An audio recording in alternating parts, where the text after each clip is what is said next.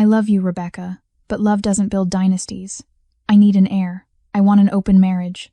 24 hours after those words left Julian Park's lips, his mistress wasn't just pregnant, she was living in Rebecca's master bedroom. But here's what Julian didn't know. The woman he discarded wasn't broken. She was about to become the most dangerous piece on the board. Because the night Rebecca fled that humiliating charity gala, she didn't run home to cry.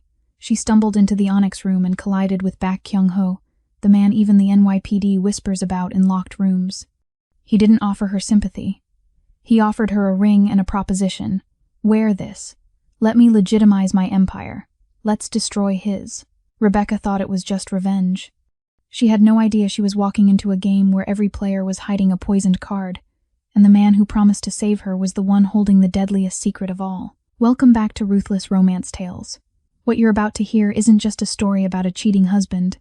This is a psychological chess match with 8 twists that will gut punch you when you least expect it. No violence, just suspense so thick you'll forget to breathe. If you love stories where every character has something to hide and nothing is what it seems, smash that like button, subscribe and settle in. Because by the end of this, you'll question everything you thought you knew about love, loyalty, and revenge. Rebecca Williams knew her marriage was dying the moment Julian checked his watch during her answer. They were sitting in their Tribeca penthouse, the kind of apartment that screamed success, with floor-to-ceiling windows overlooking the Manhattan skyline that should have meant they'd made it. 7 years of marriage, 3 years of IVF hell, 3 years of needles, hormones, and the kind of hope that slowly rots into desperation. And now this. Rebecca's fingers traced the purple-yellow bruises stippling her lower abdomen, each one a small betrayal her body had endured in the name of hope. The injection sites were still tender from this morning's round, the 16th cycle in 3 years. She sat at the dining table in their penthouse, the marble cold beneath her forearms, and watched the city lights blur through the floor-to-ceiling windows. Manhattan sprawled below like a kingdom she'd helped build but would never inherit. Julian was late. Again. When he finally walked in, he didn't apologize. He loosened his tie, poured himself wine, and slid a second glass across the marble toward her. The sound of crystal against stone was the only greeting she received. "We need to talk."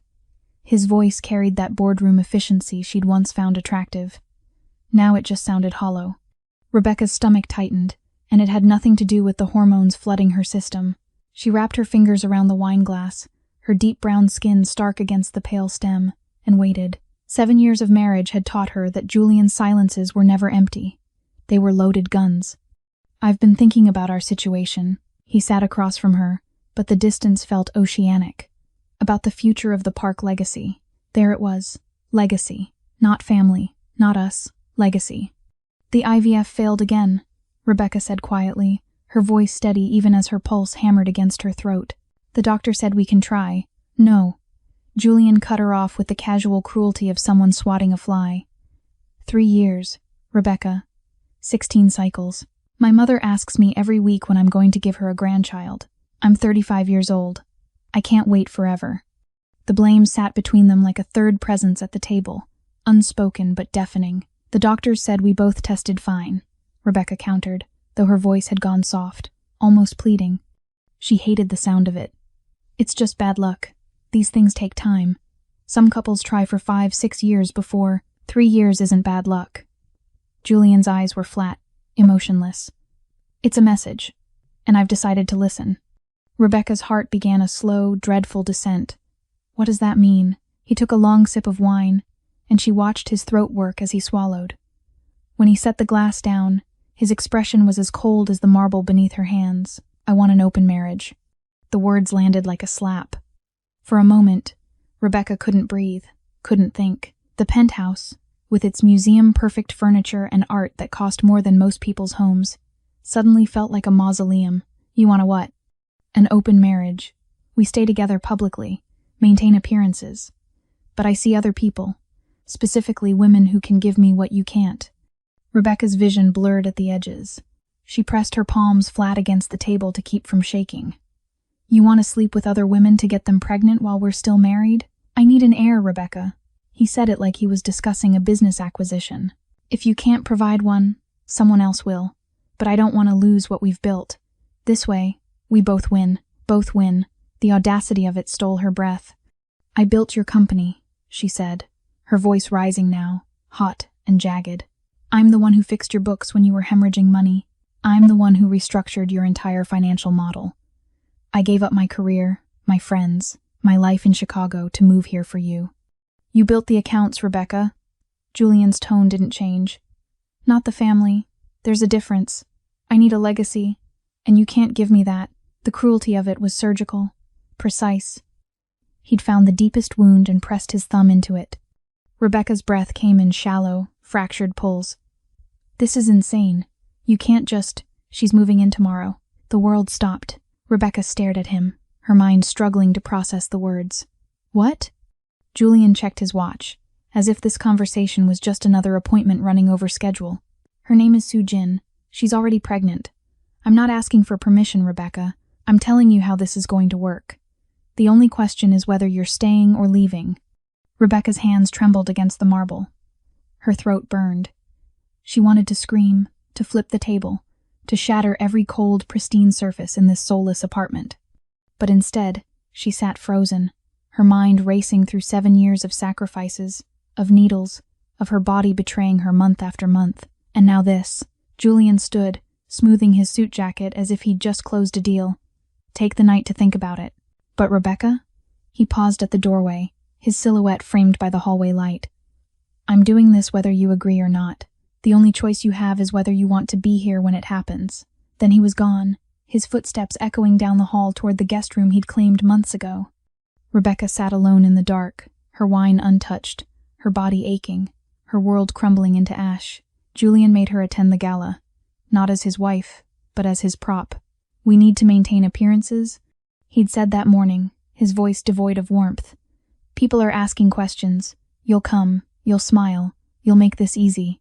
It wasn't a request. It was a command wrapped in expensive cologne and entitlement. So Rebecca dressed. She chose a champagne silk gown that hugged her curves, her rich brown skin glowing against the delicate fabric. She applied makeup with hands that barely trembled, painted her full lips a deep wine, and told herself she could survive one night. Just one night of pretending her world wasn't disintegrating. The car ride to the Met was silent. Julian sat on the opposite side, scrolling through his phone, his jaw tight. Rebecca watched the city lights streak past and wondered when she'd become a ghost in her own marriage. They arrived separately to the red carpet. "Protocol," Julian had said. Rebecca stepped out of the car into a wall of camera flashes that made her eyes water. She smiled, waved, and walked the gauntlet alone, while reporters shouted questions she couldn't hear over the roar of blood in her ears. Then Julian arrived. But he wasn't alone. The woman who emerged from his car wore gold, liquid, shimmering gold that clung to a body that was undeniably, visibly pregnant. Her hand rested on the swell of her belly like a crown, and when Julian placed his palm on the small of her back, the cameras exploded into a frenzy. Rebecca's smile froze. Her chest constricted. She stood there, drowning in champagne silk and humiliation, as Julian guided Sujin down the carpet like she was made of porcelain. He introduced her to investors, to board members, to the mayor, and every single time he said the same thing. "This is Sujin, the mother of the park legacy. Not his assistant, not a colleague, the mother of his legacy." Rebecca was shoved to the periphery, a discarded ornament no one knew what to do with. She clutched her clutch so hard her knuckles ached, her nails digging into the beaded fabric. She tried to breathe, tried to hold her composure, but the walls were closing in. Then she heard it. Julian's mother, standing near the champagne fountain, speaking in rapid Korean to a cluster of older women. Rebecca's Korean was better than they thought. She caught every venomous word. "The barren mule who refuses to leave. She clings to my son like a parasite. At least this one knows her purpose." The laughter that followed was polite, cultured, and lethal. Something inside Rebecca snapped. Not loudly, not dramatically, just a quiet, final fracture that severed the last thread holding her together. She turned and walked. Not toward Julian, not toward the exits, just away. Her heels clicked against marble, then concrete. Then she was outside, and the sky was opening up. Rain poured down in sheets, soaking through her gown in seconds, turning the silk heavy and cold against her skin. She didn't care. She kicked off her heels and left them on the sidewalk, stumbling forward through puddles that splashed up her calves. Manhattan blurred around her. Car horns, neon signs, the smell of wet asphalt and street vendor smoke. She didn't know where she was going until she saw it. A heavy black door set into a brick wall, unmarked except for a small brass plaque that read, "The Onyx Room." Rebecca pushed inside, desperate for shelter, for darkness, for anything that wasn't the suffocating spectacle she'd just fled. The warmth hit her first, then the low hum of jazz, then the weight of eyes turning toward her, a drowned woman in a ruined gown, water streaming from her hair and pooling at her bare feet. She took 2 steps forward, blinded by tears and rain, and collided hard into something solid, a chest, broad and unyielding. Hands gripped her arms, steadying her before she could fall. Strong hands, controlled hands. Rebecca looked up, blinking through the water in her lashes, and froze. The man holding her was devastating.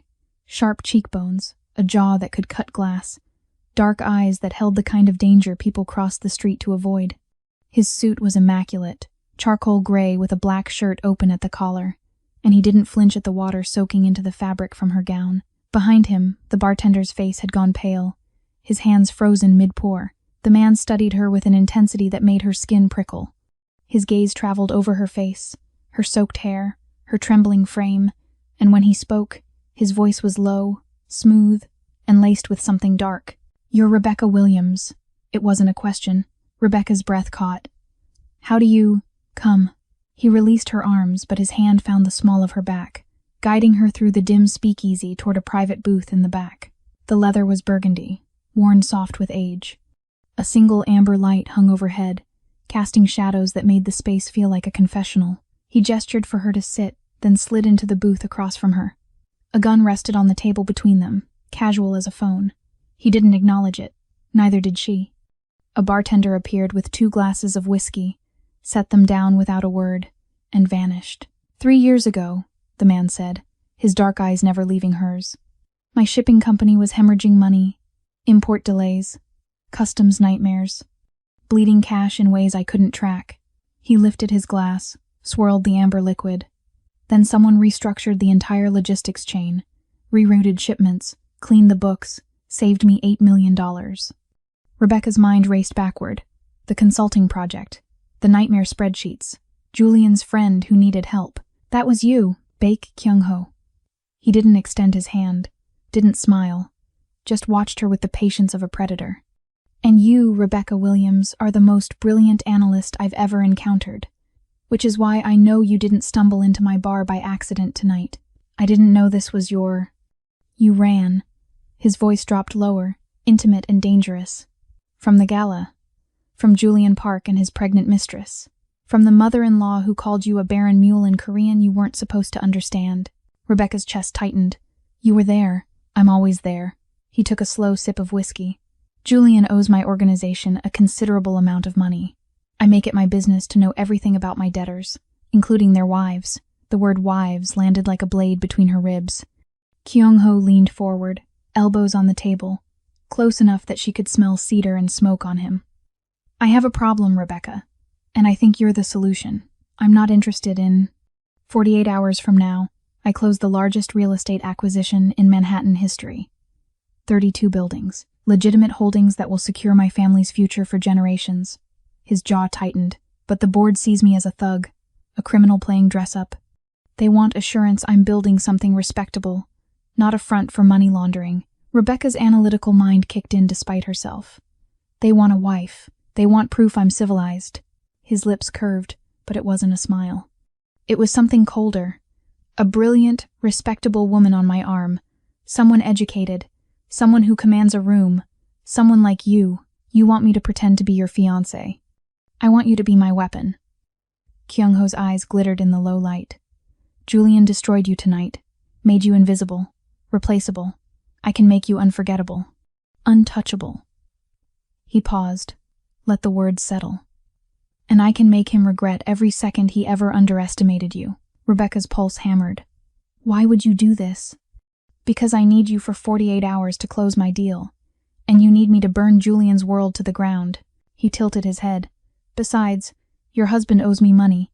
When he sees you with me, he'll know exactly how much danger he's in. That kind of fear is priceless. It was transactional, cold, perfectly calculated. and yet something in his gaze held a flicker of something else. Respect, maybe. Recognition. What do you get out of this? Rebecca asked, her voice steadier now. A queen on my chessboard. Kyung-ho reached into his jacket and pulled out a small velvet box. He opened it, revealing a ring that stole her breath. Platinum, with a black diamond surrounded by smaller white stones. It looked like a crown, like a weapon. Wear this. Stand beside me at the signing. Let Julian see you transformed. Let him watch while I give you everything he took away. And after the deal closes, then we negotiate what comes next. His voice dropped to a near whisper. But I promise you this, Rebecca. By next week, Julian Park will be on his knees, begging for your forgiveness, and you'll have the power to decide whether he deserves it. He slid the ring across the table. It caught the light, glittering like a dark promise. Rebecca stared at it. At him. At the gun, still resting between them like a third party to this devil's bargain. She thought of Julian's cold dismissal, of Sujin's hand on her pregnant belly, of the years she'd spent making herself smaller, quieter, less. Rebecca picked up the ring. The weight of it was substantial, real. She met Kyung-ho's eyes. Do we have a deal? His smile was slow, dangerous, and absolutely lethal. We have a war. The boutique was closed when they arrived, but the door opened anyway. Kyung-ho's world operated on different rules. Inside, crystal chandeliers cast warm light over racks of clothing that looked more like artwork than fabric. A woman with silver hair and sharp eyes appeared, measuring Rebecca with a glance that felt both clinical and approving. Everything, Kyung-ho said simply. She needs armor. Rebecca stood in the center of the room, still wearing her ruined gala gown, dried now and stiff with rainwater. She felt exposed, hollow. Kyung-ho circled her slowly, his footsteps silent on the marble floor. When he stopped in front of her, his dark eyes held something between assessment and promise. You've been dressing like a wife, he said, his voice low and deliberate, beige, modest, invisible. Julian trained you to disappear.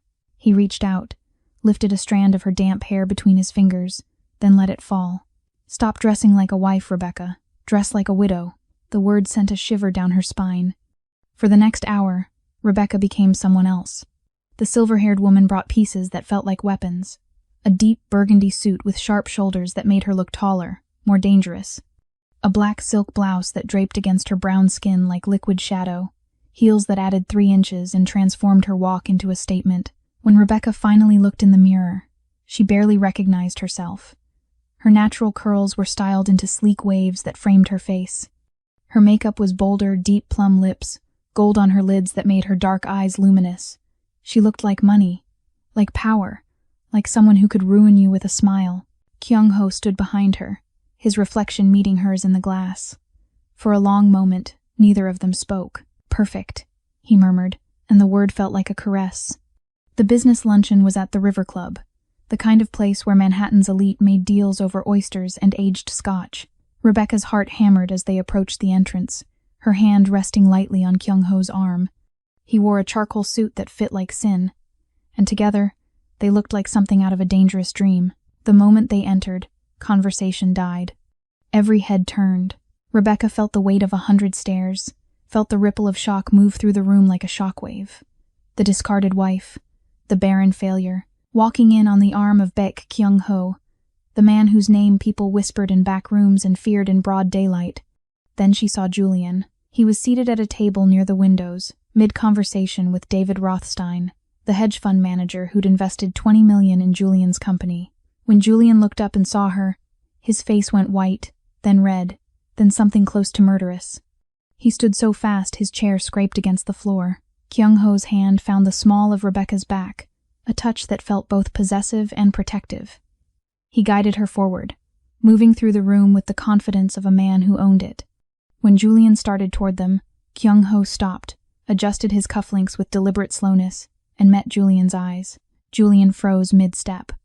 It wasn't a word, wasn't a threat, just a look. But Julian understood it perfectly. He stood there, fists clenched, jaw tight, as Kyung-ho led Rebecca past him like he was furniture. They stopped at Rothstein's table. The older man stood, eyebrows raised, clearly intrigued. David, Kyung-ho said smoothly, I'd like you to meet my fiancée, Rebecca Williams. Rothstein's eyes widened. Rebecca Williams, Julian's former wife, Rebecca said, her voice steady and warm. She extended her hand, and Rothstein shook it, still processing. It's lovely to see you again, David. I was just telling Kyung-ho about your portfolio diversification strategy. Brilliant work. Rothstein preened. You remember that conversation? Of course. You mentioned you were considering expanding into Julian's biotech sector. Rebecca tilted her head, her smile never wavering. Though I'd be careful with Q4. His burn rate is unsustainable, and the clinical trials are 6 months behind schedule. The SEC filing shows cash reserves depleting faster than projected revenue growth. Rothstein's expression shifted. I wasn't aware of the trial delays. Most people aren't. Rebecca's voice was light, conversational. Julian's excellent at optics, less excellent at execution. Behind them, Rebecca heard Julian's sharp intake of breath. Rothstein pulled out his phone, fingers moving rapidly across the screen. His face darkened as he read. Excuse me, he said tightly, already walking away from the table. Kyung-ho leaned close to Rebecca's ear, his breath warm against her skin. Devastating. Rebecca turned her head slightly, her lips almost brushing his jaw. That was just the warning shot. Across the room, Julian stood frozen, watching his biggest investor walk out the door. His phone buzzed, once, twice, then continuously. Rebecca knew what he was seeing, his stock price dropping in real time, his carefully constructed empire beginning its freefall, and she smiled. Living with Kyung-ho was like inhabiting a elegant trap. His penthouse overlooked the city from 40 floors up, all glass and dark wood and silence so thick it felt like held breath. They maintained separate bedrooms, separate spaces, but the air between them grew heavier each day. Charged, dangerous. 3 days after the luncheon, Rebecca sat at his dining table reviewing documents for the real estate closing. Numbers blurred across the pages as she cross-referenced contracts, her mind sharp and focused. Kyung-ho stood by the windows, phone pressed to his ear, speaking in rapid Korean that she'd begun to understand more than she let on. Then the room tilted. Rebecca's vision swam. The papers slipped from her hands. She tried to stand, tried to call out, but her legs buckled, and the world went dark. She woke to arms around her, strong, steady. Kyung-ho had caught her before she hit the floor, and now he held her against his chest, his heart thundering beneath her ear. His voice was sharp, urgent, speaking to someone she couldn't see. Get Dr. Park here. Now. I'm fine, Rebecca whispered, but the words felt weak. You're not. His jaw was tight, his usual composure fractured. You're not fine. Dr. Park arrived within 20 minutes, a gray-haired man with surgeon's hands and a gaze that missed nothing. He examined Rebecca in the guest room while Kyung-ho paced outside like a caged animal. She could hear his footsteps, the barely controlled energy radiating through the walls. The doctor asked questions about her diet, her habits, the IVF treatments. Then he drew blood, and the silence while they waited for results felt suffocating. When Dr. Park emerged, his expression was grim. Kyung-ho was beside him instantly. What's wrong with her? May I? Dr. Park gestured to the tea service on the kitchen counter, the delicate porcelain Rebecca had been drinking from that morning. He lifted the pot, sniffed, then set it down carefully. Where did this come from? Rebecca's throat tightened. It's fertility tea. My mother-in-law sent it to me. For 3 years. She said it would help me conceive. The doctor's face darkened. Miss Williams, this tea contains dongquai and pennyroyal in concentrations that would prevent conception, not encourage it. Combined with the synthetic compounds I found in your blood work, someone has been systematically poisoning you. The words hit like a physical blow. Rebecca's hands started shaking. Poisoning, she repeated, her voice hollow. The herbs alone would disrupt ovulation. But the synthetic compounds, Dr. Park pulled out his tablet, showed her chemical formulas she didn't understand. These aren't natural. They're designed to mimic hormonal imbalances, to weaken uterine lining. Whoever formulated this knew exactly what they were doing. Rebecca thought of the packages that arrived like clockwork. The elegant handwriting. The note that always said the same thing. For the grandchildren I pray for. Julian's mother had been poisoning her. For 3 years. She watched me inject myself with hormones, Rebecca whispered. Watched me cry every month when the treatments failed. She knew the whole time. Kyung-ho had gone perfectly still. that terrifying stillness that preceded storms. "They didn't just break your heart," he said, his voice low and lethal. "They violated your body, systematically, for years." Rebecca looked up at him, saw fury burning behind his eyes, saw something else too, something protective and possessive and devastating. "The damage," she managed. "Is it permanent?" Dr. Park shook his head. "The compounds will flush out over time. 6 months, perhaps 8. Your body will heal." He paused. "But Miss Williams, you were never infertile. You were sabotaged." The room spun again, but this time Rebecca was standing. 3 years. 3 years of believing her body was broken. 3 years of guilt and shame and needles and failure. All of it manufactured. All of it a lie. Kyung-ho moved to the bar cart, poured himself whiskey. His hand trembled just barely, but Rebecca saw it. He lifted the glass, stared at it for a long moment, then hurled it against the wall. Crystal exploded, amber liquid streaming down the white paint like blood. "I'm going to destroy them." His voice was quiet, controlled, which made it more terrifying than screaming. "Not quickly, slowly. I'm going to take everything they have and burn it in front of them." Rebecca stood, crossed to him. Her legs felt stronger now, fueled by rage instead of weakness. "Not just you, we." Kyung-ho turned to face her, and the look in his eyes made her breath catch. It was dark, devoted, dangerous. "You should rest," he said, but didn't move away. "I'm done resting." Rebecca stepped closer, close enough to feel the heat radiating off him. "They poisoned me, Kyung-ho. They stole 3 years of my life, and Julian let it happen." His hand came up, cupped her jaw with surprising gentleness. His thumb traced her cheekbone, and the touch sent electricity down her spine. "Then we make them pay," he murmured. "Every single one." Rebecca's pulse hammered. She nodded, and neither of them stepped back. 2 nights later, Kyung-ho led Rebecca down a hallway she hadn't known existed. Behind a panel disguised as a bookshelf was a room bathed in blue light from multiple screens. His surveillance room, the heart of how he knew everything about everyone. "I need to show you something," he said, his voice tight.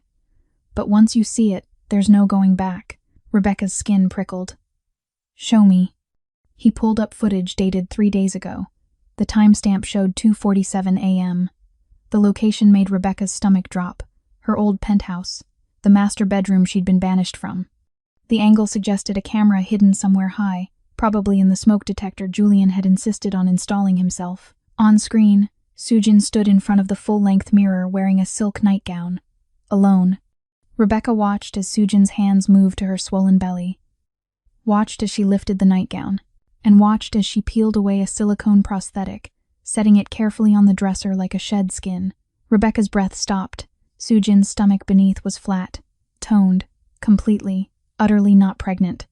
"That's not possible," Rebecca whispered. "She lives with him. Julian would know. He would." Kyung-ho tapped another screen. Audio waveforms appeared, and he played a recording from 2 weeks ago. Soojin's voice, sugar-sweet and trembling. "The doctor said it's high risk, Julian. The baby's position is delicate. We can't be intimate. I need my own space, for the baby's sake." Then Julian's voice, frustrated but resigned. "Fine, I'll take the guest room. Whatever you need." Rebecca's hand flew to her mouth. "He destroyed our marriage for a woman who won't even let him touch her. He destroyed your marriage for a ghost." Kyung-ho's voice was cold. "She's not carrying his air. She's carrying a lie." The laughter came first. Sharp, bitter, edged with hysteria.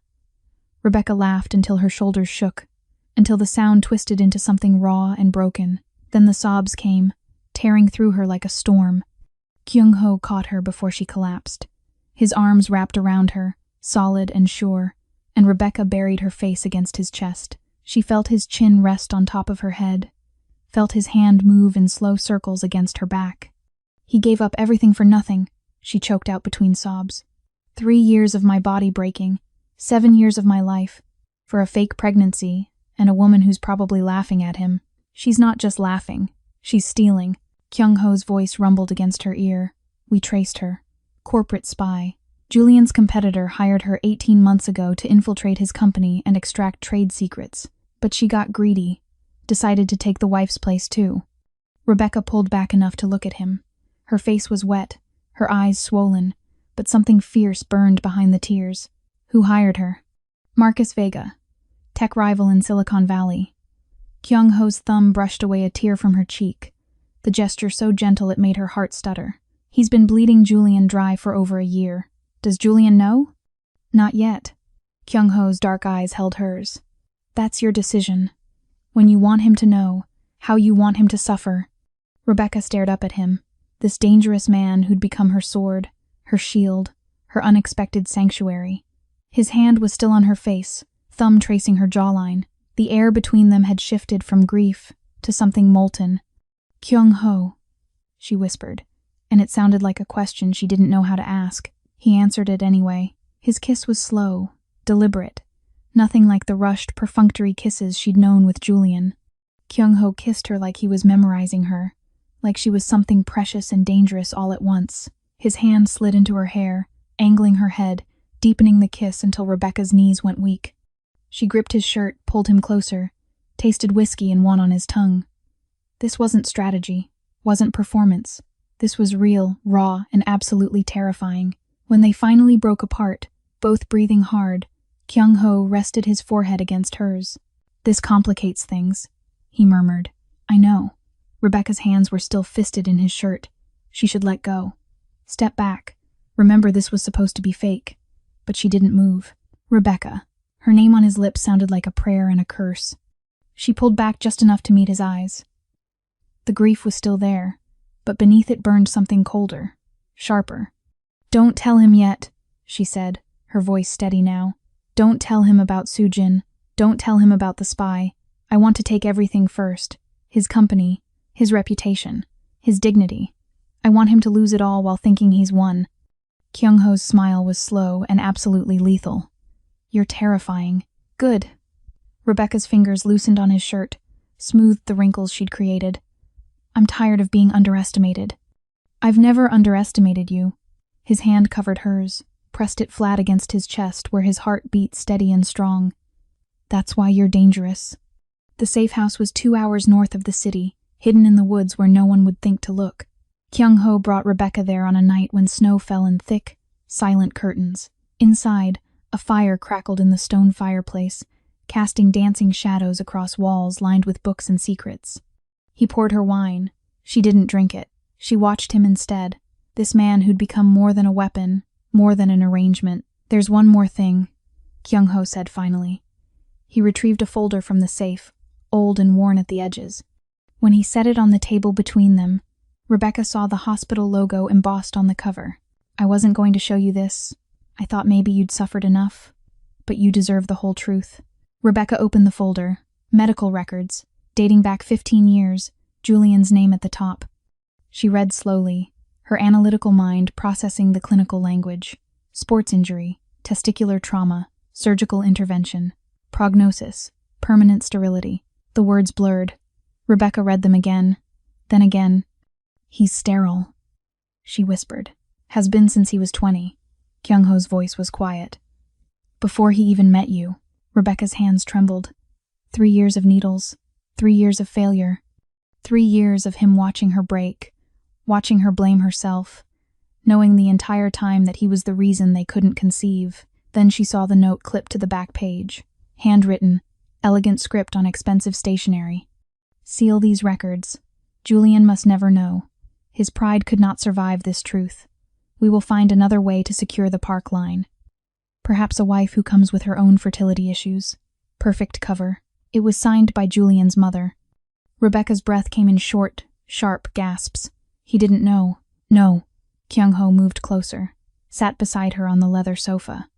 His mother hid it from him. Let him believe he was capable. Let him destroy you for something that was never your fault. Was never even his fault. Just her manipulation. She found me on purpose. Rebecca's voice was hollow. A black woman from a middle-class family. Easy to blame, easy to discard.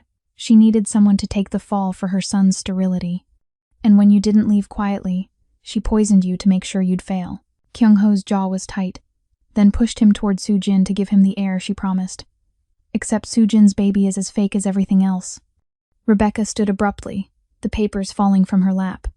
She walked to the fireplace, pressed her palms against the warm stone. I was never broken. No, he was. She turned to face Kyung-ho, and something in her expression had shifted. The last vestiges of the woman who'd begged for Julian's approval had burned away. He destroyed me for a lie, his mother told him. For a legacy that was never going to exist. Kyung-ho rose, crossed to her with that predatory grace she'd come to recognize. Rebecca, she kissed him. Not gentle this time, not hesitant. She kissed him with the full force of her rage and relief, and the desperate need to feel something real. Her hand slid up his chest, into his hair, pulling him closer. Kyung-ho made a sound low in his throat, his arms wrapping around her waist, lifting her until her toes barely touched the ground. "Are you sure?" he murmured against her lips, even as his hands trembled with restraint. "I'm reclaiming myself." Rebecca's brown eyes met his dark ones, fierce and certain. "I'm choosing this, choosing you, choosing to feel something that isn't pain." Kyung-ho carried her toward the bedroom, and the firelight caught on her skin, made her glow like something molten and precious. He laid her down on the bed with a reverence that made her chest ache, his hands gentle despite the hunger in his eyes. "You were never broken," he whispered, tracing the faded bruises on her stomach where the needles had been. Each touch was worship. "You were always whole, always brilliant, always devastating." Rebecca pulled him down to her, and when their lips met again, it felt like erasure and creation all at once. The ghost of Julian's touch vanished beneath Kyung-ho's careful exploration. Every kiss rewrote history. Every whispered word rebuilt what had been destroyed. Time blurred, the fire burned low, and somewhere in the darkness between grief and healing, between revenge and redemption, Rebecca found herself again. When dawn broke through the windows, Rebecca lay wrapped in sheets in Kyung-ho's arms, his breath steady against her neck. She stared at the ceiling, her mind clear for the first time in years. "Kyung-ho," she whispered. His voice was rough with sleep. "Burn him down." Rebecca turned in his arms, met his eyes in the gray morning light. Her voice was cold steel wrapped in silk. "Julian, his mother, everyone who thought I was disposable. Take everything they have and leave nothing but ash." Kyung-ho's smile was slow and absolutely lethal. His hand cupped her face, thumb brushing her lips. "It would be my pleasure." The boardroom at Park Industries was all glass and steel, designed to intimidate, 40 floors up, with Manhattan sprawling below like a conquered territory. Julian had called the emergency meeting himself, sent the agenda to every board member. Vote to remove Rebecca Williams Park from all company holdings and shares. He thought he was calling an execution. He had no idea he was attending his own funeral. Rebecca arrived with Kyung-ho, and the board members' faces went pale. She wore black, a sharp suit that made her look like a blade. Her hair was pulled back, her makeup flawless, and the massive engagement ring on her finger caught the light like a warning. Julian sat at the head of the table, Soo-jin beside him in a maternity dress that displayed her prosthetic belly like a trophy. His mother occupied the chair to his right, her expression cold and regal. "Rebecca." Julian's voice dripped with false sympathy. "I'm glad you came. This will be easier if you accept it gracefully." Rebecca smiled, set her briefcase on the table. "Oh, I wouldn't miss this for the world." Julian opened the meeting with practiced confidence. "As you all know, my wife and I have been separated for some time, given her inability to contribute to the park legacy and her recent associations with questionable individuals. I'm asking the board to vote her out of her shares, especially now that I'm about to become a father." He placed his hand over Soo-jin's. She smiled demurely, playing her part perfectly. "That's touching, Julian." Rebecca's voice was silk over steel. "Before we vote, I have a few items to present. Just housekeeping, really." She opened her briefcase, pulled out a folder. "First, let's discuss the financial discrepancies I uncovered. Over the past 18 months, someone has been embezzling company funds, small amounts at first, then larger, totaling approximately $3 million. Julian's expression tightened. "That's absurd. Our accounting is meticulous." "I know. I designed the system." Rebecca projected a spreadsheet onto the screen. "The transfers are hidden well, routed through shell companies, but they all lead to the same place. Soo-jin Hwang's personal accounts in the Cayman Islands." The room erupted. Soo-jin's smile vanished. "That's a lie," Julian said, but his voice wavered. "Soo-jin wouldn't she?" Rebecca clicked to the next slide. "Let's talk about what else Soo-jin wouldn't do. Like actually be pregnant." The screen lit up with surveillance footage. Sujin, alone in the penthouse bedroom, peeling off her silicone belly. The timestamp was from 2 nights ago. The board members gasped. Julian stared at the screen, his face draining of color. "That's impossible," he whispered. I've seen her at doctor's appointments. I've felt the baby kick. Silicone prosthetics can be very convincing." Rebecca's voice was calm, almost gentle, especially when the father is kept at arm's length. High-risk pregnancy. No intimacy. Separate bedrooms. She played you, Julian. The baby you destroyed our marriage for doesn't exist. Julian turned to Sujin, his expression fracturing. Tell them this is fake." Sujin stood, her hand protectively over her fake belly. Then, seeing no escape, she ran. Her heels clicked frantically as she fled the boardroom. 2 of Kyung-ho's men, positioned at the door, caught her before she reached the elevator. Julian's hands were shaking. His mother's face had gone ashen. "But the real tragedy," Rebecca continued, her voice dropping lower, "is that even if Sujin had been pregnant, the child wouldn't have been yours." "What are you talking about?" Rebecca pulled out the final document. "Medical records, yellowed with age. You're sterile, Julian. Have been since you were 20. A sports injury, testicular trauma, permanent damage." Julian's eyes widened. "No, that's not I would know. I would remember. Your mother made sure you wouldn't." Rebecca's gaze shifted to the older woman, whose face had become a mask of stone. "She sealed the records, hid the truth from you, because your pride couldn't survive it. So she found another solution. She found me." The words hung in the air like an executioner's blade. She chose a wife she could blame, someone easy to discard, a black woman from a modest background who she could poison with fertility teas that were actually contraceptives. "She made you believe I was the problem, made me believe it too. For 3 years, I blamed myself, took thousands of needles, destroyed my body, all while you," her voice cracked just slightly, "were the one who couldn't have children." Julian looked at his mother. "Tell her she's lying." His mother said nothing. "Tell me." Julian's voice rose to a shout. Silence. Reality crashed into Julian like a tidal wave. His face contorted, moving through disbelief, rage, devastation. He grabbed a letter opener from the table, lunged toward Rebecca with a sound that was barely human. Kyung-ho moved like shadow made solid. He caught Julian's wrist mid-strike, twisted, and the letter opener clattered to the floor. Julian gasped in pain as Kyung-ho controlled him with terrifying ease, pressing him face down against the glass table. "You traded a queen for a ghost," Kyung-ho said quietly, his voice cold enough to freeze. "Now you have nothing." Sirens wailed outside. Police were already entering the building, responding to the embezzlement evidence Rebecca had filed an hour before the meeting. Rebecca stood, gathered her documents. As she walked past Julian's broken form, she paused. "You wanted a legacy, Julian. Congratulations. You'll be remembered, just not the way you hoped." 6 months later, Rebecca stood in her corner office overlooking Central Park, reviewing contracts for her 3rd major client acquisition. Williams Financial Consulting had become the firm every Fortune 500 company wanted. She'd built her empire from the ashes of her old life, and it was glorious. The divorce had been finalized in record time. Julian's legal team couldn't fight back when he was facing federal fraud charges. His mother had disappeared to Seoul, her reputation in tatters. Sujin was serving 18 months for embezzlement and corporate espionage. Rebecca had everything she'd ever wanted: success, freedom, Kyung-ho. They lived between his penthouse and a private island off the coast that felt like another world entirely. He'd closed his real estate deal with Rebecca at his side, legitimizing his family's holdings. But somewhere along the way, the arrangement had stopped being fake. They'd become partners in every sense.